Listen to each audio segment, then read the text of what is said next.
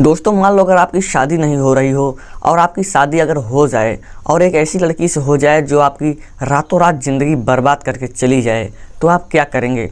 दोस्तों कुछ ऐसा ही इस कहानी में हुआ था, चलिए जानते हैं। एक लड़का अपनी शादी के लिए लगातार कई लोगों से कहता है कि भाई मेरी शादी करा दो।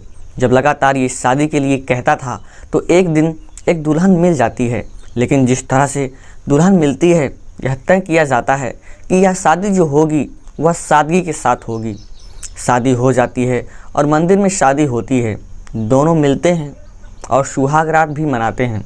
दरअसल दुल्हन जो होती है वह उत्तराखंड के उधम सिंह नगर की रहने वाली होती है और दूल्हा जो होता है उत्तर प्रदेश के ज़िला मुजफ्फरनगर का तिता एक थाना क्षेत्र होता है और थाना क्षेत्र का गांव होता है दूधाधारी। दरअसल दोनों जब सुहाग रात मनाते हैं उसके बाद दुल्हन अपने घर से कुछ खाने के लिए सामान लेकर आती है। वह सामान न केवल दूल्हे को दिया जाता है बल्कि घर के सदस्य जो होते हैं उन सभी को दे दिया जाता है। अब दिन निकलता है, जो आसपास की महिलाएं अगले दिन उस दुल्हन को देखने के लिए आ रही थी और महिलाओं ने देखा कि पूरे घर के जितने भी लोग हैं और सब के सब बेहोशी की हालत में हैं, उनको होश नहीं है और उन्हें होश में लाया जाता है तो पता चलता है कि दुल्हन रात में जो सामान समेटकर यहाँ से फरार हो चुकी है, भाग चुकी है। अब जो दूल्हा था वो परेशान हो चुका था।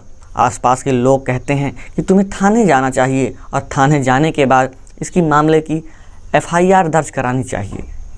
दूल्हा यानी कि बादल सीधा नज़दीकी पुलिस स्टेशन पितापी जाता है और पितापी जाने के बाद वह एक FIR दर्ज कराता है। मार्च 2024 को उसकी शादी होती है। दुल्हन के साथ उसने सुहाग रात मनाई और रात में वह सामान समेटकर यहाँ से भाग जाती है। पुलिस FIR दर्ज कर लेती है और उस दुल्हन की तलाश करना शुरू कर देती है। कुछ वक्त बीत जाता है। 6 मई 2024 को आखिरकार दुल्हन और साथी जो उनके साथ थे 6 लोग वो पुलिस के हत्थे चढ़ जाते हैं।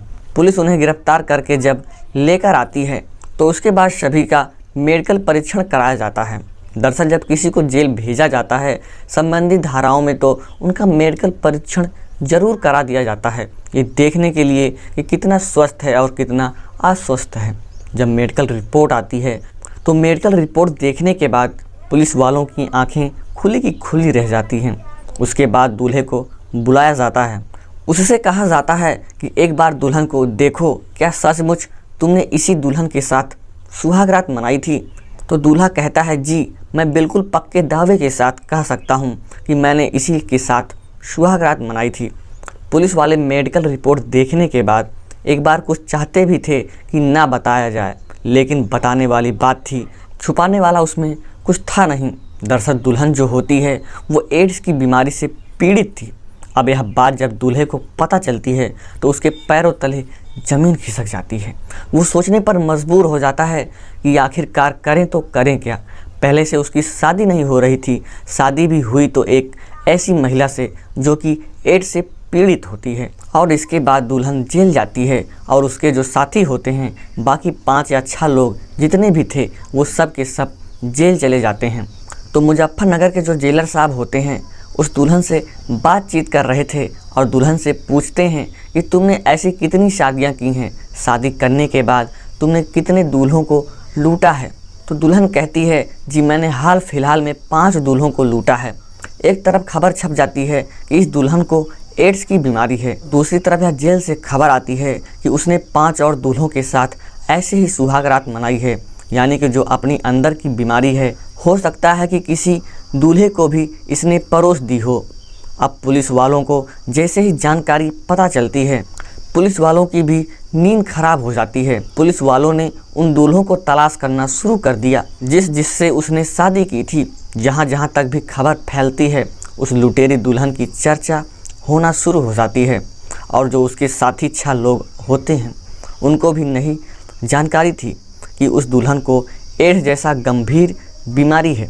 दरअसल आज की जो कहानी मैं आपको सुनाने जा रहा हूँ, इस कहानी को सुनने के बाद शायद आपको भी बड़ी हैरानी भी होगी, परेशानी होगी और गुस्सा भी आएगा और आपको हंसी भी आएगी। क्योंकि जो इस कहानी में होता है वो वाकई बहुत भयानक होता है। इसके रिजल्ट जो आते हैं वो भी बहुत भयानक आते हैं आदाब, नमस्कार, सत श्री अकाल। मैं शुभम यादव जो आपको सच्ची घटना आज सुनाने जा रहा हूँ। यह सच्ची घटना है बिहार प्रदेश का एक ज़िला है कैमूर।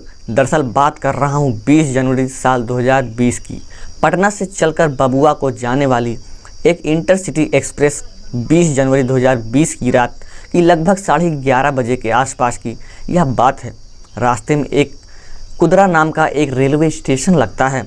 वहाँ से दो लड़के, एक का नाम दीपक होता है और दूसरे का नाम वीरेंद्र प्रताप सिंह होता है। वीरेंद्र प्रताप सिंह और दीपक जैसे ही अपने स्टेशन पर उतरते हैं, ट्रेन धीरे धीरे चलने वाली थी।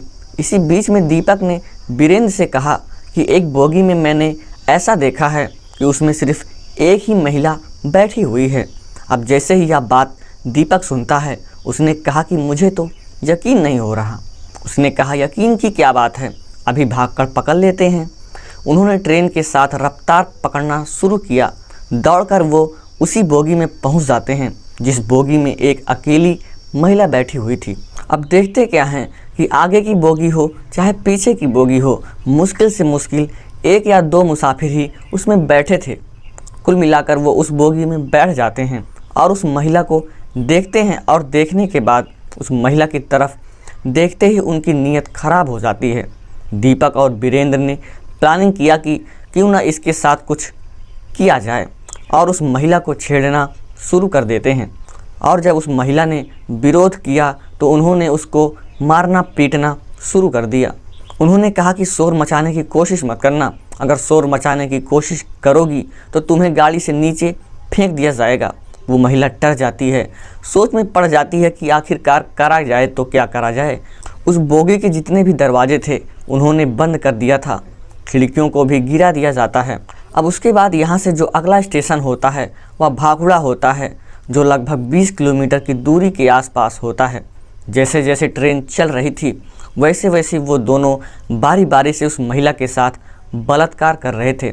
विरोध करने की स्थिति में इसलिए नहीं थी क्योंकि उसने विरोध किया तो उन्होंने उसके साथ मारपीट की, उसे धमकी दी कि तुम्हें हम जान से मार देंगे। अब वो महिला शांत हो जाती है और उसके बाद फिर रोती थी, बिलखती थी और कुल मिला के जैसा उसके साथ हो रहा था, एक बलात्कार करता था तो दूसरा उसका वीडियो बनाया करता था। इस तरह का सिलसिला चलता रहा और यह अगला जो स्टेशन आता है भगुआ के रेलवे स्टेशन प्लेटफार्म नंबर 1 पर गाड़ी जाकर रुक जाती है। दरअसल ये अंतिम रेलवे स्टेशन होता है, यहाँ गाड़ी का अंतिम स्टॉपेज होता है।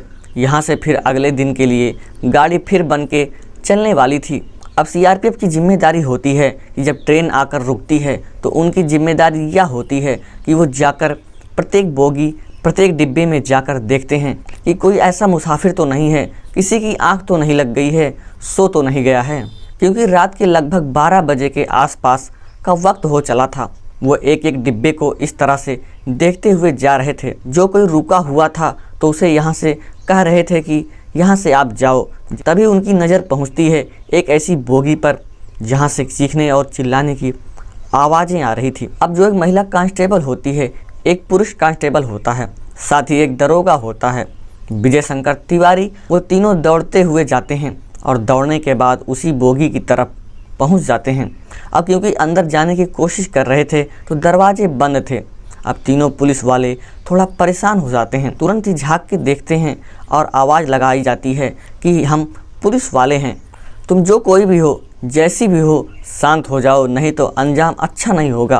पुलिस ने जब अपने तरीके से बातचीत की, दीपक और वीरेंद्र जो होते हैं उनकी हालत ख़राब हो जाती है, होश उड़ जाते हैं और महिला भी अब ज़ोर ज़ोर से चीखने लगती है, चिल्लाने लगती है कि साहब जल्दी से मुझे बचाओ, यह मेरे साथ गंदा और घिनौना कृत्य कर रहे हैं। कुल मिलाकर दरवाज़ा खुलता है और जैसे ही दरवाज़ा खुलता है वो पुलिस वालों को चीरता हुआ एक लड़का वहाँ से मौका पाते ही भाग जाता है। दोस्तों, आगे की कहानी हम आपको नेक्स्ट पार्ट में बताएंगे। तब तक के लिए नमस्कार, जय हिंद।